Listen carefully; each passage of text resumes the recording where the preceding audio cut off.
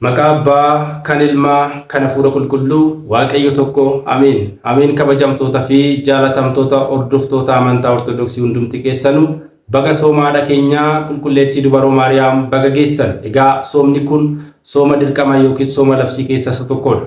Egaa soomni kun hagayya bultii tokkorraa jalqabee kan soomamuudha. Sooma kanas kan soomee barattoota yookiin duuka bu'oota gooftaa keenyaa Yesuus Kiristoosidha. Egaa haati keenyaa qulqulleettiin dubroo Maariyaam addunyaa kanarra kan jiraatte waggaa 64dha. Waggaa 64 keessatti waggoota 3 haadha fi abbaa ishee bira kan jiraattedha.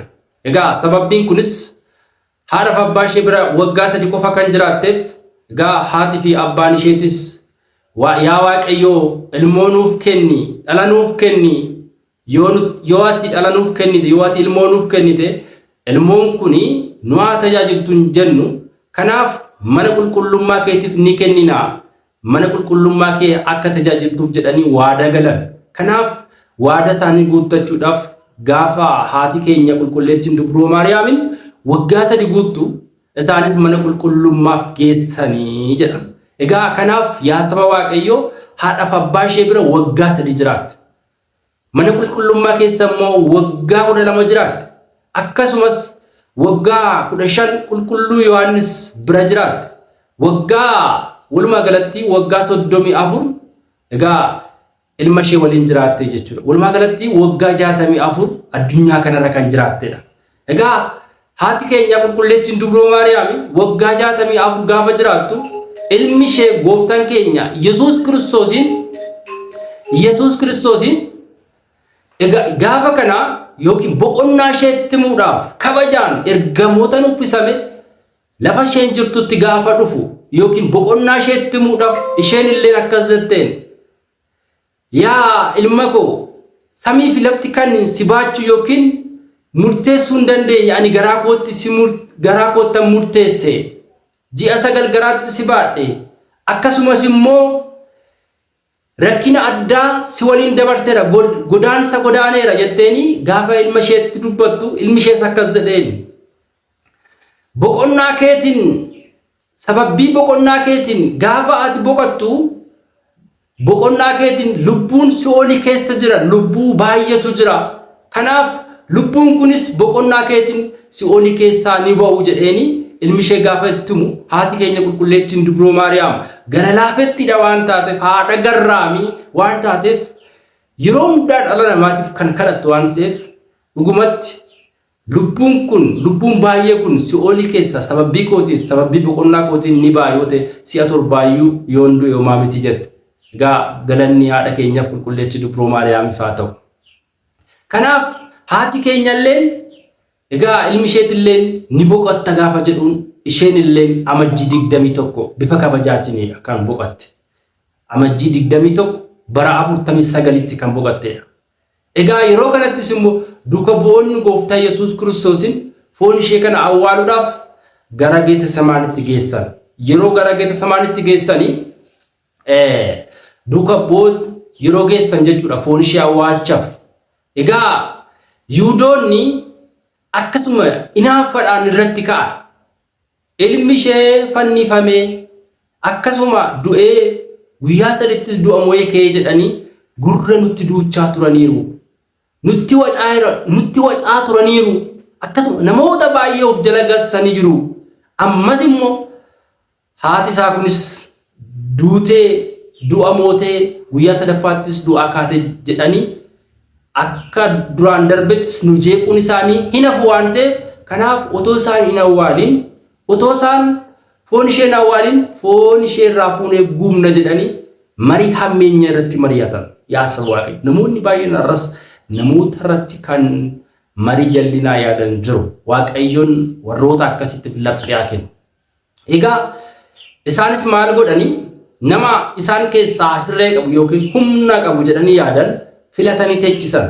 Duuka bu'ootarraa foon ishee fuudhanii gubuudhaaf kaaniiru waan ta'eef yeroo kana namni jabaa humna qaba jedhamee yaadame nama Taafaayinaa jedhamutu ture. Namni kuni duuka bu'ootarraa foon haadha keenya qulqulleettii dubroo Maariyaam harkaa fudhachuuf yeroo foon ishee tuqutti ergamtoonni Waaqayyoo ergamaan qulqulluu akkasuma ergamoonni Waaqayyoo samiirraa ergamanii harka isaa muranii harki isaatis siree irratti rarra'e. Namni harki isaa irraa cite kun maal ta'e seeta? Innis hojii hojjete kanatti ni gaabbe. Hojiin kun hojii sirrii akka hin taane gaafa argu laphee isaatillee ni jijjiirrate. Yaa Waaqayyo dhiifama naaf godhi jedhee gaafa ofitti deebi'u haati keenya qulqulleettiin dubroo Maariyaamin sagaleen haadha keenyaa duumessa keessaa ni dhaga'ame. Duuka boota keessaa qulqulluu Phexrosin yaa Phexros namicha kanaa akka duraa miti laphee isaatti jijjiirrateera. Hojii isaa kanattis gaabbee jira. Kanaaf harka isaa kana fayyisiif jette sagalee haati keenya qulqulleettiin dubroo Maariyaam duumessa keessa gaafa dhaga'amus qulqulluun Phexrosis Waaqayyoon kadhatee fi harki nama kanaa akka fayyu taasise galanni Waaqayyoof haa ta'u. Egaa asirraa maal baranna? Haati keenya dhugumatti haadha araarsituu akka taatu abboonni keenya qulqulloonni dubbatanii jiru. Egaa qulqulluun Daawitillee akkas jedheera. Isheen mirga ilma ishee uffata warqeetiin bareeddee ni dhaabbatti, ilma namaa hundumaaf ni dhaabbatti kan jedheef sababii kanaafidha. Egaa namni kun hojii hammeenyallee hojjetu garuu gaafa hojii isaa kanatti gaabbu egaa kadhannaa haadha keenya qulqulleettii dubroo Maariyaamitiif fayyee jira jechuudha. Yeroo lolli ka'u duuka bootaa fi Yihuudoota gidduutti gaafa lolli ka'u ergamoonni Waaqayyoo maal godhan? Foon haadha keenyaa fuudhanii gara samiitti yookiin muka jannataa jala kaa'anii jechuudha. Ji'a 8 eessa turte foon haadha keenyaa? Gannata keessa ture jechuudha. Gaafa kana duuka boonni akkamitti nuti haadha gooftaa otoo awwaalini ji'a kana yookiin baatii 8 teenyaa. Kanaaf bultii agayya bultii tokkorraa subaayee gallee yookiin foon haadha keenyaa amma arganutti hin teenyu jechuudhaan agayya bultii tokkorraa ka'anii subaayee galan. Waaqayyoonis kadhannaa isaanii ni dhaga'e. Gaafa kadhannaa isaanii dhaga'uuf Waaqayyoonis foon haadha keenyaa qulqulleettii dubroo Maariyaam reef nama lubbuun keessaa ba'e yookiin foon ho'aa reef kan lubbuun keessaa ba'e fakkaate gooftaan keenya Yesuus Kiristoosin duuka bootaaf ji'a 8 booda kenneef galanni Waaqayyoof haa ta'u. Yeroo kanatti duuka boota 12 keessaa qulqulluun Toomas hin turre. Innis wangeela barsiisuudhaaf iddoo biraa jira waan ta'eef yeroo kanatti isaanis Waaqayyo isaanii galateeffatanii yookiin haala addaatiin bifa faarfannaadhaan kadhannaadhaan haadha keenya qulqulleettii dubroo Maariyaam awwaalcha isheellee seeraan taasisanii jiru duuka boonni. Gaafa kana duuka boota 12 keessaa qulqulluun Toomas hin turre. Akkuma isaan shakkan, akkuma isaan sodaatan haati keenya qulqulleettiin dubroo Maariyaamin akkuma ilma isheetitti guyyaa 3 booda du'aa kaatee gara samiitti yeroo ol baatu qulqullichi Toomas immoo wangeela barsiisee iddoo wangeela barsiisurraa gara duuka bootatti duumessaan fe'ame yeroo gara barattoota deebi'u samii gubbaa irratti haati keenyaaf qulqulleettiin dubroo Maariyaam Toomasii walitti dhufan. Yeroo kanattis wanta ta'e hundumaa haati keenya qulqulleettiin dubroo Maariyaam Toomasitti himteerti. Yeroo kana Toomasis duumessarraa of darbuuf ka'e. Ani awwaalcha ilma keetis hin argine, du'aa ka'uu ilma keetis hin argine, akkamitti ani cubbuu akkamiin hojjedhe jedhee baay'ee aarii keessa gaafa galu haati keenya qulqulleettiin dubroo Maariyaam garuu ni tasgabbeessite jechuudha. Maal jettee tasgabbeessite? Yaa ilma koo du'aa ka'uu koo kan na arge si qofaadha. Homtu na argine. Kanaafuu du'aa ka'uu koo kan arge si qofaadha. Siif gammachuun ni barbaachisa jetteeni uffata isaaniittiin gannasanii awwaalan kenniteef jechuudha. Uffanni sunis hanga irratti abboonni keenya fannoo isaanii irratti godhatanii yeroo hundumaa mana qulqullummaa keessatti ni tajaajilu jechuudha. Maaliif heebba kana yaadachuudhaaf waan kana hundumaa yaadachuudhaaf jechuudha. Kanaaf Toomasis waan kanatti gammade gara duuka boota isaa bira gahe.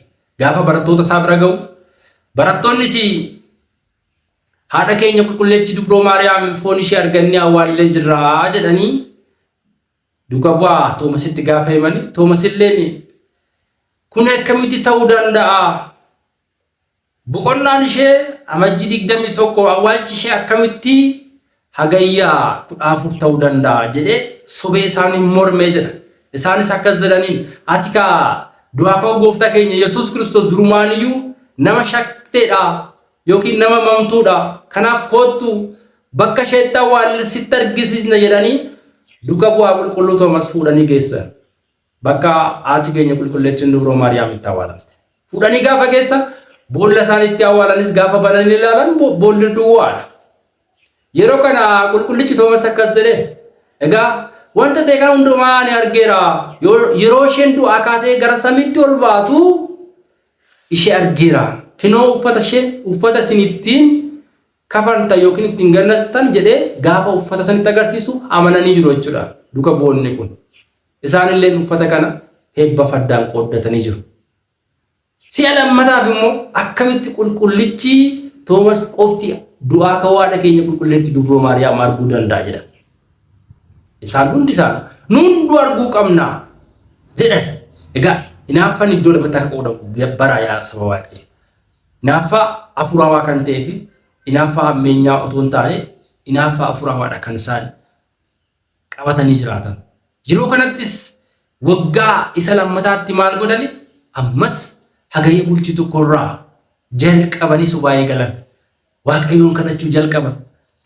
Du'aa ka'uu haadha isaanii hundi isaanii akka arganiif gooftaan keenya kaa dhugumatti kuuttaa kan barbaaddan na kadhadhaa ani isiniif fallaadha jedhamiti isaanillee abdii godhatanii Waaqayyo isaanii kadhachaa yeroo turanitti du'aa ka'uu haadha isaanii gaafa hagayya 14 yeroo haati keenya qulqulleettiin dubroo Maariyaam du'aa kaatee si'a lammaffaaf gara samiitti yeroo ol baatu hundi isaanii bakka tokkotti argisiiseera. Galanni Waaqayyoof haa ta'u. Egaa soomni kun walumaa galatti sooma haadha keenya jedhamee kan beekamu. Sooma kana keessatti dhugumatti asineen jedha namoonni Ortodoksii hundumti keessanuu soomuu qabdan. Gara mana Waaqayyoo deddeebitanii Waaqayyoo keessan kadhachuu qabdan. Gaabbii galuu qabdan. Soomni cubbuun keenya itti nuuf dhiifamudha. Soomni kun sooma araaraatiidha. Soomni kun sooma Waaqayyoon itti argannudha. Soomni kun dhugumatti asineen jedha yeroo qalbii keenya jijjiirranne gara Waaqayyootti deebinudha.